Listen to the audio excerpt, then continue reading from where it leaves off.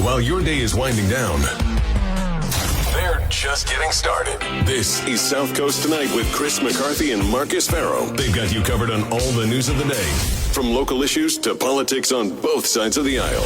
This is the place where the movers and shakers come to be heard, to listen, and where they're held accountable. This is South Coast Tonight on WBSM.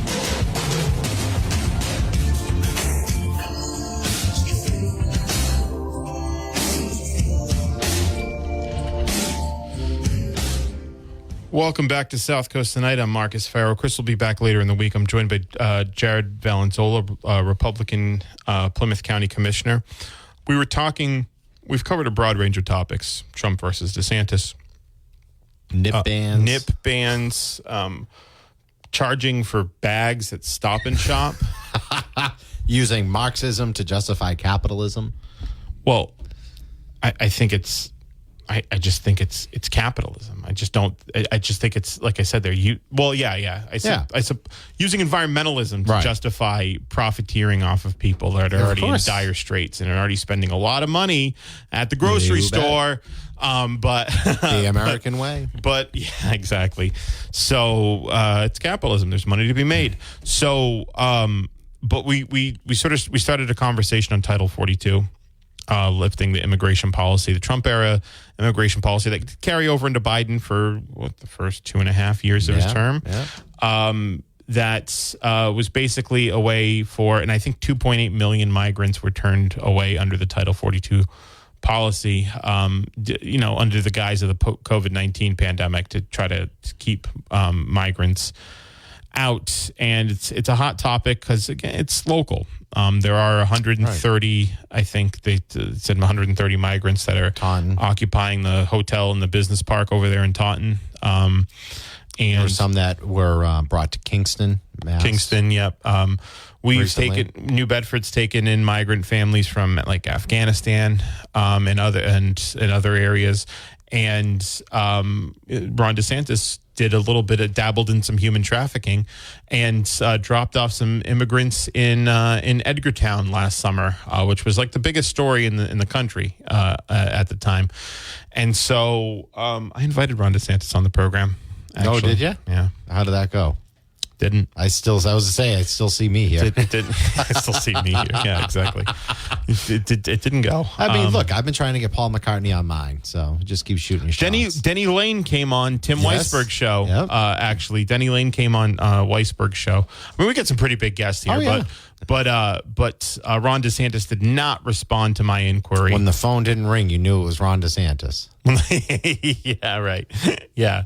Although, with the 20, you never know. You might be able to, with some of these guys playing around in New Hampshire, some of them might be coming down. I think if you're running for president in 2024, you'd be foolish to not stop by WBSM. I agree. Because Massachusetts is going to be a battleground, especially in the Republican primary, maybe even the Democratic primary as well. I don't necessarily think so, but it could be. I don't think RFK Jr. is going to do much against Biden next year. I don't. I'm trying to build intrigue, Jared. I know. Yes. Yeah. You're right. I know. That's a real hard intrigue to build. Yeah, I know. There's a fine president. There's a fine line between what's infotainment and what's responsible to discuss. Right. I get it. So anyway, we're talking about the list of Title 42 and the implications it has. What's going on at the border. I actually think, by and large, a lot of the mess that's happening at the border. One is, I think, an absolute failure of Congress to do anything. We have immigration laws on the books that are completely dated. We haven't passed a comprehensive immigration law in 30 years because it's such a hot political topic. The last one was IRA in '96 with Clinton and Gingrich, and that law was a disaster. So it was the 1965 Immigration Act. It created the issue. I think by making it more stringent. When you say there needs to be security at the border, what do you mean? Well, again, more security vis-a-vis the fact that people tanks. No, I don't think we need tanks. It's not that type of. It's not that type of an invasion. What I think needs to be demonstrated at the border is you're not because again, this is a human issue where people are risking their lives to get across it. Exactly. People are drowning in the Rio Grande. People are dying trying to get across the border. They're dying sneaking under whatever fence or wall or whatever might be there. You need to demonstrate that there is a border and that it is being enforced, and you need to begin dispelling the notion that you can come into this country and take advantage of the programs and government welfare offerings as well. So I think that to your point about Congress not doing anything, I was reading an interesting post from someone who had actually made note of this as I was, walking in with you, and he made a good point. Like we being Republicans haven't done any type of reform to prevent a lot of folks, because one of the issues Republicans have, rightfully so, is folks ending up on welfare, right? They come in, they're migrants, and they end up taxing our systems, our programs that are meant for Americans. To the example the caller gave about homeless veterans being booted for migrants. Well, I'm sorry. You're right, Marcus. It shouldn't be one or the other, but it is, because there's only a certain number of beds. So someone needs to have a bed.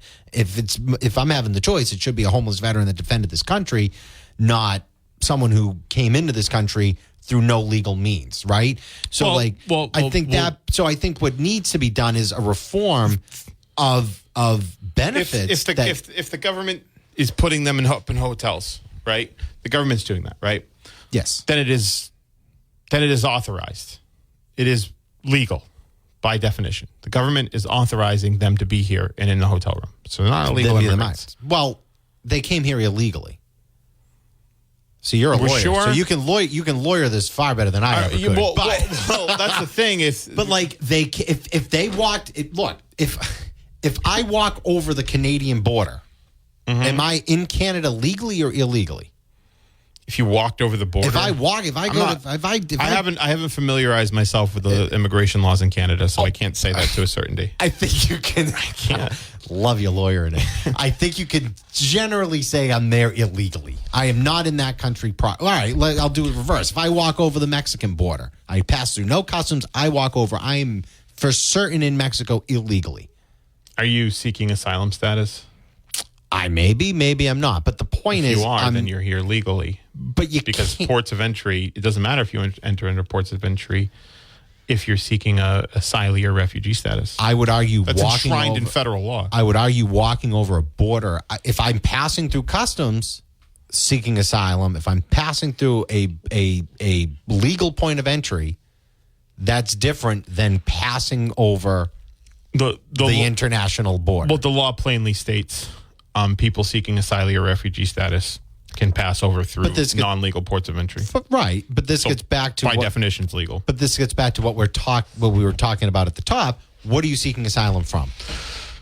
Government of your other country, most likely. Right, but my point is, what is that threat? And are you, as that individual, indeed in danger? Because again, I follow international issues not nearly as much as I used to when I was younger, but I still generally... You had more time, right? Right. You had more time. When you had more time, I get it.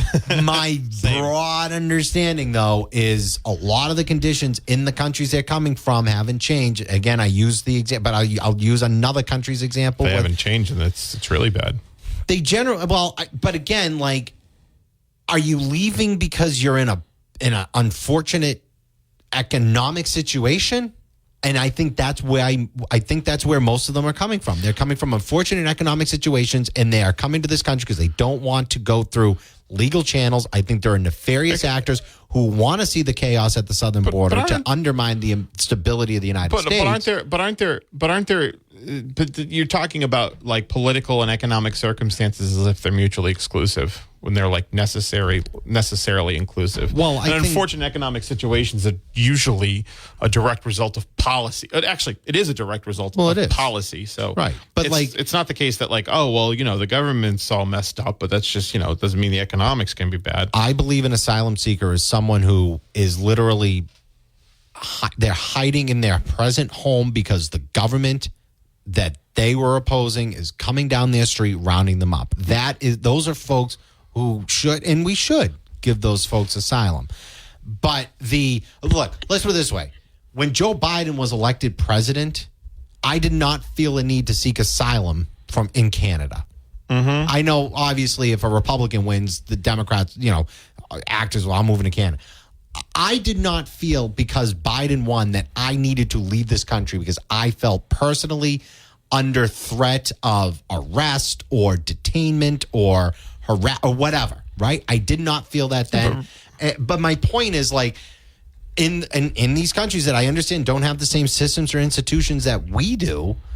Because we don't allow them to. Right. But, like, we don't. Look what happened in Bolivia, for example. I mean, they ousted Evo Morales, who was democratically elected. We backed a coup. That person that we installed, I believe now is in prison, and the people just voted back Evo Morales' party again because the United States didn't want a leftist government in Bolivia. And the reason they didn't want a leftist government in Bolivia is because Bolivia is rich in lithium. Remember, Elon Musk said it, actually, who everybody loves, the right loves now. But Elon Musk said... Again, I understand Elon Musk better than most. Or who he is or what he is. Yeah, so Elon Musk bragged on Twitter before he owned it. Cool country, you can just buy stuff without buying it if you have a certain amount of money in the bank. But before he owned Twitter, he had commented, "We will coup whoever the hell we want to," because Elon Musk obviously has an interest in the mining of lithium with a lot of Tesla, his businesses going on with Tesla and SpaceX and all of that. Sure. So again, it's not you elected somebody bad someone was elected you don't agree with, so you better go. I think our definition actually of what asylum and refugee status is actually a little bit too stringent. Most people who seek asylum don't get it, right? Sure. And so... Well, because, again, it's for what I don't mean to understate it, but to some degree it could be for a facetious reason, right? Like, I think that there's there is a truth to a lot of what you're saying, but, like, when it comes to the coup in Bolivia, when did that coup occur? What was the year?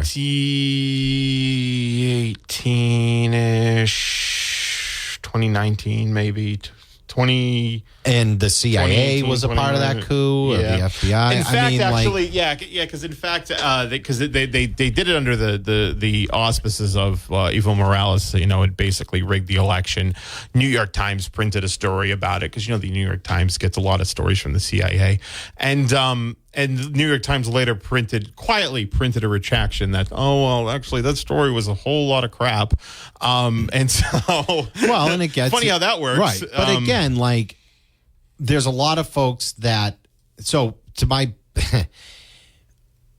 again, American foreign policy certainly needs to have some semblance of change. And a lot of these covert actions that have occurred in those countries certainly have led to the economic conditions. But again, yes. The King of England played a lot of economic games with the 13 colonies. People revolted, and we installed our own government. And I still certainly believe that if these folks wanted, they could lead a revolution. What if France helped England instead of us? What would have happened? That's an interesting hypothetical. Yeah, that's kind of what what they're dealing with, because you even if they were the power that they're trying to overthrow isn't even necessarily the people that are elected there. In a lot of cases, it's us. It's Western interest in general. So, like, we did do that, but we did have some help.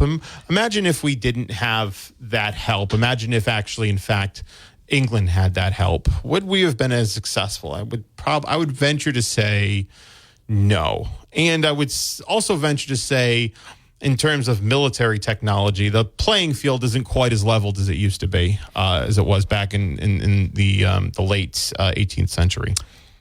I don't disagree, but again, I think that in the course of self-governance or ability for self-governance, if the people want it, I think they can make it happen against all odds. And you're right. If the French were helping England instead of the colonists, there may have been a different result. I still like to generally believe that you can't underestimate the resolve of people seeking freedom. Ukraine is standing up to Russia valiantly. Yes. With our help. With NATO. Not just our help, NATO's help. Well, right. Again, no troops on the ground. It's still their intestinal fortitude that is aiding in that defense of Ukraine. What ultimately, Intestinal fortitude doesn't fire a rifle. No, it does actually. It takes a lot of intestinal fortitude to do that. Yeah. But my point is, because then what's the end game? Are all of these countries going to empty out Central and South America? I mean, I'm not excusing the bad actions of the United States foreign policy for the last 100 years in Central and South America, maybe even longer than 100 years. But you can't. Well, those really countries, the inception of the country, of the Monroe Doctrine. This is a lot of it. That's, we the Western Hemisphere is ours. Yeah, we have and specifically in Latin America, we have an obligation basically to interfere with the political goings on of. But then I would Latin I would make the argument that communist infiltration is what also led to their downfall as well. So I mean, to some degree, you had communist infiltration that turned those countries into fronts in the Cold War that continue to lead to those policy decisions that have led us to this point. But the overall point is, these countries can't be emptied out either. The United States can't absorb these countries emptying themselves out into the United States. We are not set up for that, and it will take a massive effort.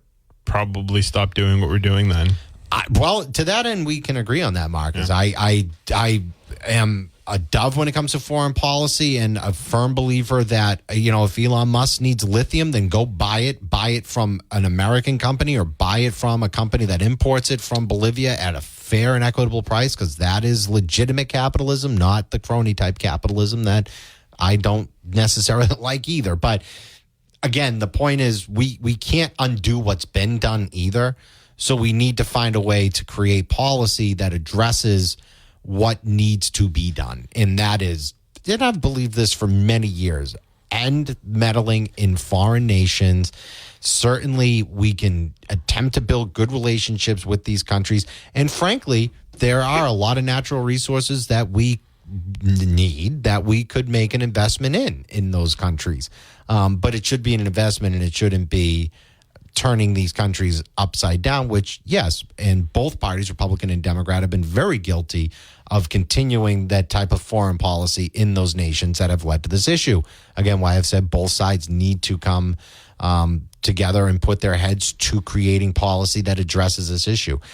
But dumping migrants at the border, inviting them to come in, giving them the idea that they can just come in here under what I think are weak auspices of asylum, that is not the solution. People are dying. Migrants are dying making that journey, and we need to stop encouraging it. It needs to be addressed. Gonna take a break. We'll be right back. The voters always come home. Always. We were just talking. We were just making a joke out of the idea that Charlie Baker would run for Senate. Yeah, not happening. Why would he give up being president of the NCAA, king of sports, to run for the U.S. Senate in a race he probably wouldn't win? I think, wasn't he just at the Celtics game? Was Game he? 7? Probably was. I think he might have been. Why not? I think. Why not? Right. It's sports. Yeah. You're the president of the NCAA. You're looking at he's the sports guy now. Former college athletes. Tatum was Duke, right? Where did Brown go? Brown went to Cal? I think it was Brown went to a California school. Right.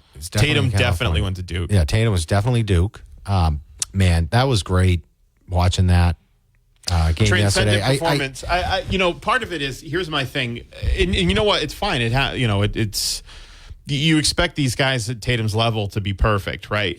Right. And so you can't be. But Tatum had to dig himself out of a hole that he dug. Yeah. And he did that because for the first 5.5 games of the series, he wasn't super great. 5 3/4. He wasn't super great. He was terrible. And so he eventually came around. Right. The Celtics is just, for me, I mean, I'm of the four majors, basketball is probably my fourth. I like watching it. I don't understand it. Sure. I don't know what a pick and roll is. I've heard the term. I do not know what that means. But nevertheless, I can understand from a basic point of view, like, I feel like the Celtics should not have gone 6 against the Hawks. That should have been a sweep or a gentleman's sweep. Oh, that was same with the 76ers. totally. It was totally playing with your food. Yeah, that's what it was. Yeah. It's like, put these guys, like, you're making this needlessly harder on yourself. And maybe, I always joke when I'm on with Jess, like I always try to work in a Tom Brady reference 12 times. Yeah, but like maybe I'm just spoiled by watching Tom Brady as long as I have. But it's just sort of like, and how dominant those Patriots teams were. That's like, you just show up and do your job, get it done. Like I love this Celtics team. I really like Tatum and Brown. I hope that they never break that tandem up. My dad has actually convinced me to like Marcus Smart because he's right. He plays hard. He does bring that intensity. But it's like, you guys are acting. You've never won anything. You've won nothing. No. You've won individual awards, and that's all well and good. But you're on his most storied and greatest franchise in NBA history. You're on the Boston Celtics. And I know I'm saying that to a Lakers fan. That's why I worded it specifically that way. The Lakers got a cheap championship in the bubble. It doesn't count. It shouldn't count. Okay. But no. You haven't won anything yet. I'm gonna cut your mic after you said that. I'm gonna cut your mic after you said that. No, anyway, but that's my point, BS. Yeah. That's a load of crap. The whole notion. The only reason anybody there's no serious NBA fan that actually thinks the bubble was fake, and we're seeing that now because the 4 teams that were in the conference finals in the bubble are in the conference finals now, and it's actually the shortest period of time in which the same 4 teams are in the conference finals since 1961, when there were only 8 teams in the league. And if the bubble titles are illegitimate, so are those championships in the 60s because you only had to win 2 series to win the championship back then. Bill Russ only had to win for most of his championships 2 series, the conference finals and then the finals, because you had 2 first-round byes back then.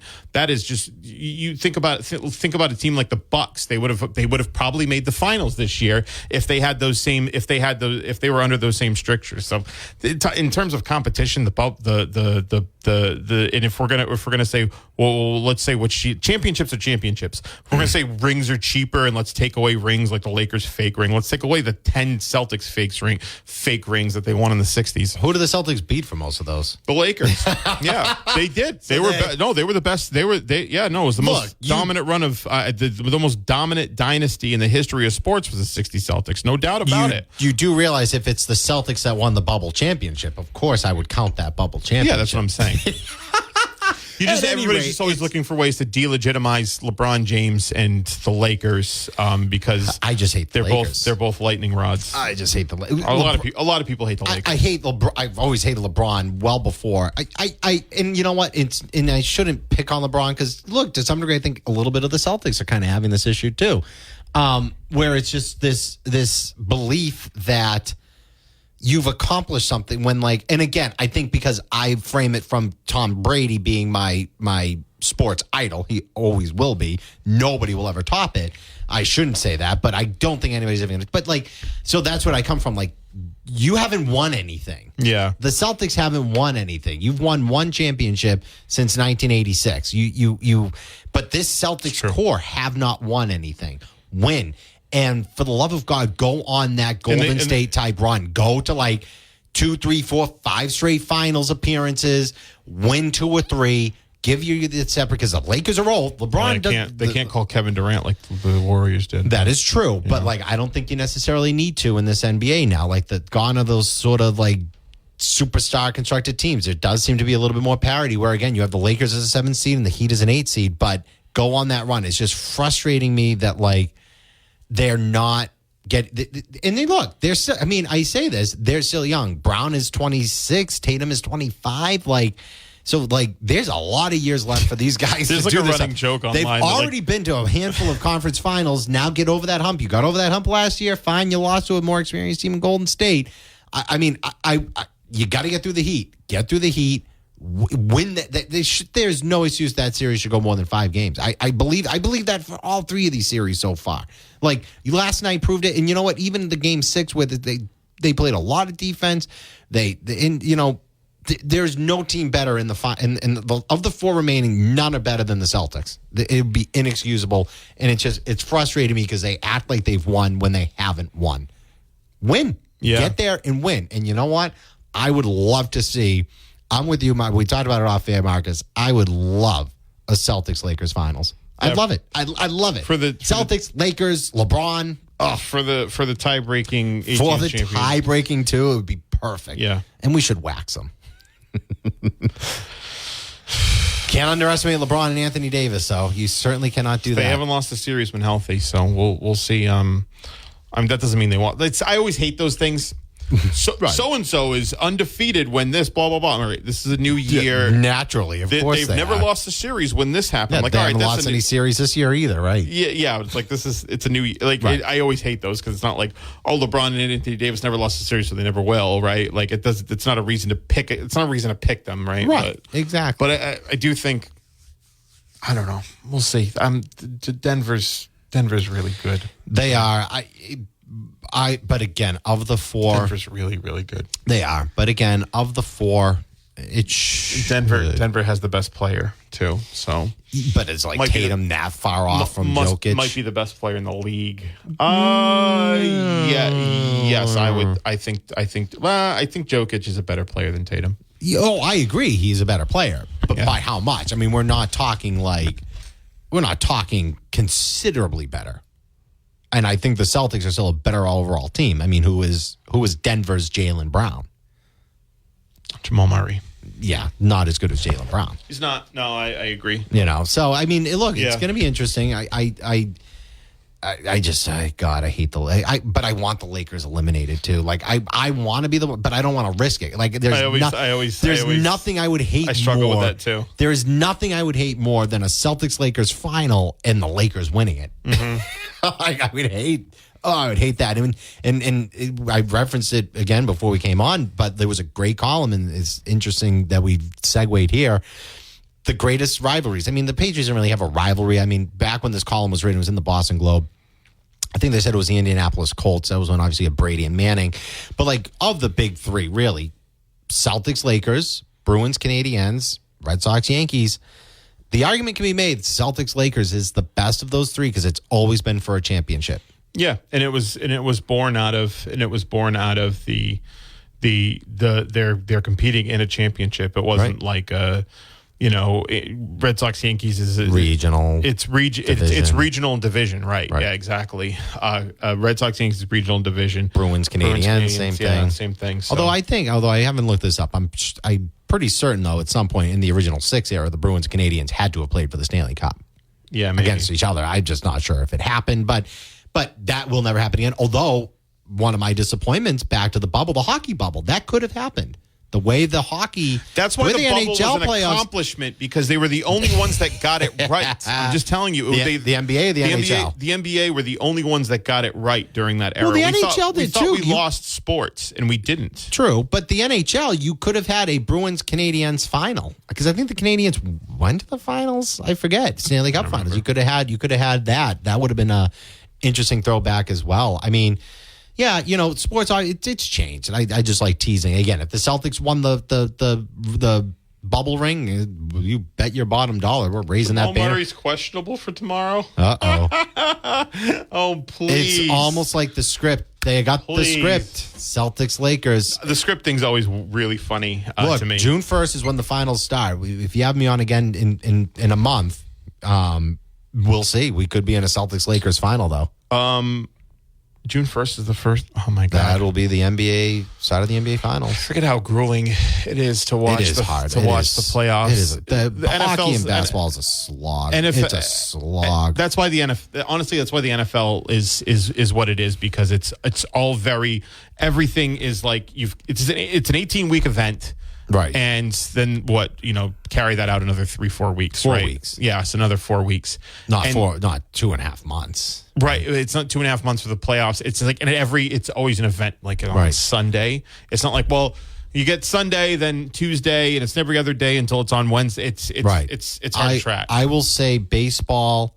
I will actually say until last year, baseball was doing it pretty right. I mean, 4 in each. I mean, look, you have 30 teams, 15 in each league. You only had 4 out of the 15 make it. fine, because you know what? That's what you play 162 games for, to sort of decide that, right? I mean, you're playing a lot of baseball games to get to who ends up there. I thought it was interesting and excellent when they added the second wild card team. The one-game wild card playoff was excellent. I went to the 2021 Red Sox Yankees wild card playing game. Was phenomenal energy. One of the best baseball games I had been to probably since I went to the World Series. Like, it was just excellent atmosphere. But of course, because baseball always seems to feel like taking one step forward and two steps backwards, what do? They add an entire series for the wild card, and they give the top two teams a bye. Like, what you don't need a bye in baseball. That's nonsense. I think buys are. I think in a sport like that, I think is football's ridiculous. The only one you get the bye for, because you're physically grueling. You're healthy. You want to try and get some guys healthy and get some guys and back. Football's a lot more mercurial, right? Because one game can really decide it, right? That's how you have a lot of times wild card teams win the Super Bowl, right? Sure. Because it's so mercurial. But NBA and NHL and MLB, you have to beat that team 4 times. You have 7 games to do it, to win the most games. And so that's why very often you don't see 8 seeds and 7 seeds in the finals, because now, I mean, with the Heat, you just seem to have the Bucks number, and the Lakers, the reason they're a 7 seed is because they, sort of meandered through the season until they could get a trade going to get that roster up to par. Right. But because they're really a top 3 team. I mean, they're a top 2 team really in the West now, but yeah, that's and I actually kind of like that they added another team and got just one bye. If you're the 1 seed in the NFL, just one. Yeah, that's I it. don't mind that, because I think the NFL had sort of done it right. You had 32 teams, 12 originally were making the playoffs. Now it's 14. I think the NBA and NBA and NHL. I mean, in the NBA, you have 16 out of 30 make the playoffs. That seems like a little bit of overkill. Even the NHL, 16 out of 32, you have half your league make the playoffs. I mean, I understand it's revenue, it's all that jargon, but Major League Baseball screwed it up. You had it perfect. You had the month of October, you had everything going perfectly. You added intrigue with the 1-game wild card play-in, and you botched it. You screwed it up by adding in the other team. Now it's a 3-game series, and you gave the top 2. I would actually almost be okay with it if you didn't. There should be no buys in baseball. Just if you do 1 versus 6, 2 versus 5, fine. If you do it that way, fine. But like, having the buys is just silly. And look, they both got eliminated in the divisional series last year anyway. So like, what good is it? Like, I wouldn't. If I would not want to buy in baseball, because like, you're hot. You don't want batters to get cold, especially. And you're pushing it late. I mean, now the World Series goes into November. I've been to World Series games at Fenway. I mean, granted, the energy in the stadium, the energy in the ballpark, it's cold though, man. But it is cold. I went to a Red Sox. It was a blast. Don't get me wrong. I went to a Red Sox game. It was 2021 in May, and it was pretty cold. Yeah, I mean, I don't. Tough. This is a long. I have season tickets. I'm going tomorrow night, and this is the longest I've waited in a while to go, because like I just don't need the effort in April anymore. That's why I don't go to Patriots games. Yeah, I mean, when Tom Brady went to Tampa Bay, my buddy and I got season tickets, and I will tell you, it will take a lot of effort for me to go to a Patriots game. I'm going to find my way. I'm going to weasel my way into week 1, the thank you, Tom game. I will weasel my way into that. But like November, December, I'm not freezing my butt off to watch Mac Jones. I'll freeze my butt off to watch Tom Brady. As a matter of fact, I did. I went to the playoff game not many years ago, but the one more recently. It was Tennessee. It was the year we went to the Super Bowl and lost to the Eagles. The divisional round game against Tennessee, it was literally like 5 degrees with a -10 wind chill. Oh, that sucks. I went to that game because Tom Brady. Yeah, right. No Tom Brady? I am not sitting there. I went to the Monday night game in Buffalo. Not in Buffalo, against Buffalo, actually. And it was actually... Don't get me wrong. It was a blast. Right. I had so much fun with my friends, but it was cold. It's so cold. End of November. Right. End of November. Right. And, it's funny, though. There were some Bills fans out in the parking lot, and so we were talking to them. They were probably fine with it. They were fine with it, yeah. Warm for them. They were fine with it, yeah. Right. I mean... But they said that, they're like, now they're built, this is 8 years ago, because they're building a new stadium now. But they're like, you guys don't know how lucky you have it with this whole Patriots place thing. Right. It's incredible. I will tell you, the last football game I went to in December, I was dressed like this. It was December 2022. Tampa Bay versus New Orleans. It was 80 degrees, and it was a blast. And, it took 20 minutes to get. I was 20 minutes away from Raymond James Stadium. Took 20 minutes to get in. Weirdly enough, 20 minutes to get home. Tom Brady led a comeback against the Saints, and it was just such a wonderful experience. I was in shorts and a T-shirt at a football game in December. You really can't beat that. Let's, Yeah, can't beat that. Let's take a break. 1420 WBSM, New Bedford's News Talk Station.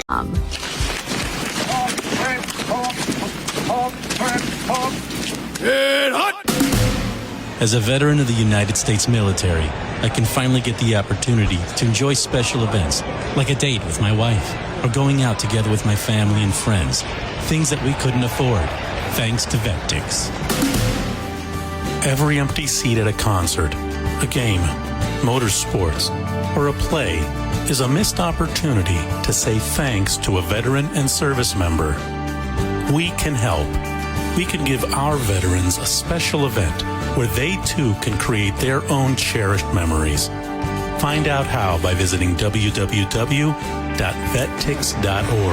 That's www.vettix.org. Find out how you can make a difference in a veteran's life.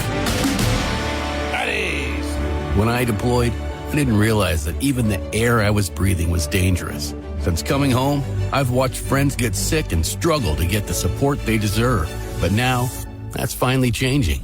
We're eligible for new VA healthcare and benefits based on when and where we served. Even though I feel okay, I'm going to apply. For my sake and for my family. Learn more and apply today. Visit va.gov/PACT. They know the local issues from the inside out, and they call it like they see it. Chris McCarthy and Marcus Farrow are back with more South Coast Tonight on WBSM.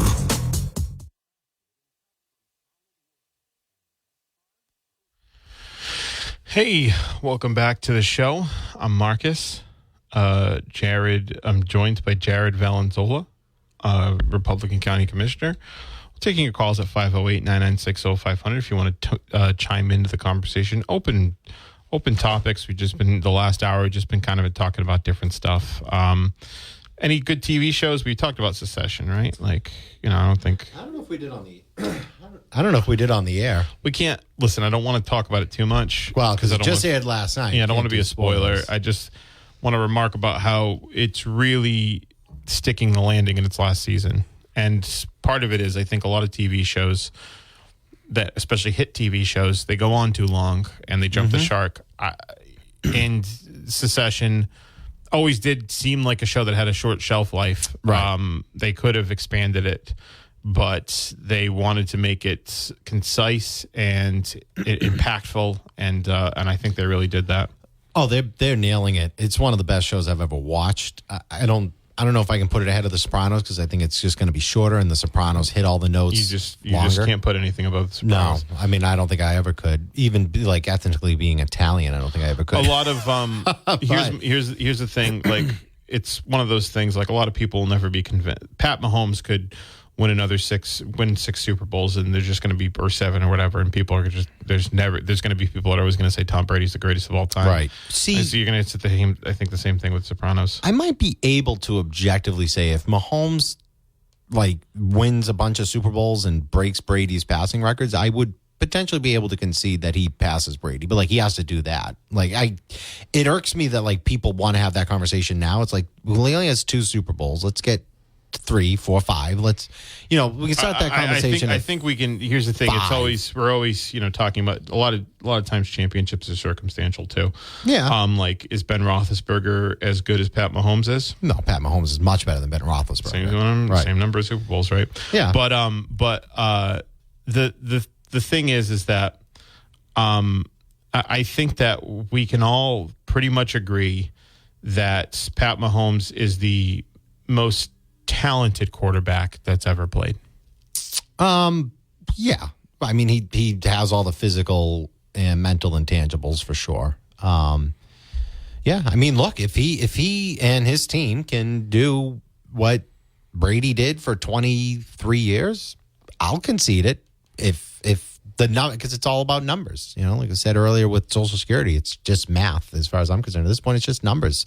And if he can sustain it for as long as Brady did and win as much as Brady did and set all the records, I'll concede it. But there's no need to have the conversation now. I think the it's extra unfair. game is, well, you know what though? Well, when you consider the amount of years Brady played, I mean, you know what though, with it being unfair, I think it's just going to be one of those things. When you're that good, same thing with LeBron James, right? It's always like he's always compared to like being a top 2 player of all time. That's always like, oh well, he'll never be Jordan, and I just like disagree with that in a lot of ways. And we don't have time to get into it, and we really don't talk about that here anyway. Right. But like that's the thing Pat Mahomes is going to have to deal with. He's always going to be. It's always going to be at a certain point, especially as he wins more Super Bowls, because I think he will. But it's always going to be, can he? He's always going to be compared to Tom Brady. Yeah, I think he gets hurt more than Brady. I mean, he plays through it, but I think he's apt to get hurt more. So he runs. You're right. And I mean, the 17th game, it is what it is. I mean, you would still have to perform at an incredibly high level.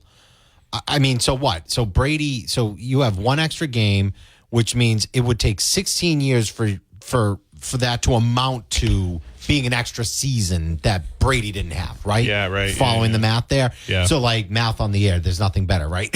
Yeah. But like it's going to take 16. So you already have 2. It's going to take another 14 years. Will Mahomes play another 14 years? I mean, he's already played for what, 5? Yeah. So I don't know. Tough. He could, but it's incredibly difficult for him to do what Brady did. I mean, Mahomes could very well. He is going to win more. I agree with you. The other fly in the ointment with Mahomes is Andy Reid, because Andy Reid is nearing the end of his career. Right. Bill Belichick and Brady started their career basically at the Together. same time. Right. Yeah, and Bill Belichick was in his early 50s, maybe even late 40s. I think he was, he's what, 71 now? Yeah. So, yeah. I mean, he was, 50. Andy Reid's been a head coach about as long as Bill Right. Belichick has. Right. So I think that's Right. going to be a fly in the ointment for Mahomes. But back to Succession, I think, one of the major showrunners, I forget the name, is British. And I think I read a interview with him. I don't know if it was in Rolling Stone or Vanity Fair or wherever it was. I was reading it. And he had mentioned that, he comes from British TV. British TV does not have the same type of runs that American television does. Luther. Yeah. With Idris Elba, that's like 5 seasons over the span of like 10 years. Right, exactly. We got to take a break. We'll be right back. Should Tucker Carlson go to Newsmax? Sure, if that makes Tucker Carlson and Newsmax happy, of course. I've loved Tucker Carlson since he was on Crossfire with CNN. I think Jon Stewart got him fired. I think Tucker is best served when he has a point counterpoint. He's one of the smartest guys in conservative media because he articulates things well. His counterpoint's always a straw man. Yeah, but he was the counterpoint when he was on Crossfire with Carville and Bagala. So I mean, he's when he didn't have control of the narrative. Right. I think. I think Tucker will be fine. Have you seen The War Room? I have not. I should check that out. You haven't seen The War Room? No. I'll tell you about it off air because we're nearing the end of the hour. Jared, thanks so much for joining me. My pleasure. Republican Always, County Marcus. Commissioner Love Jared it.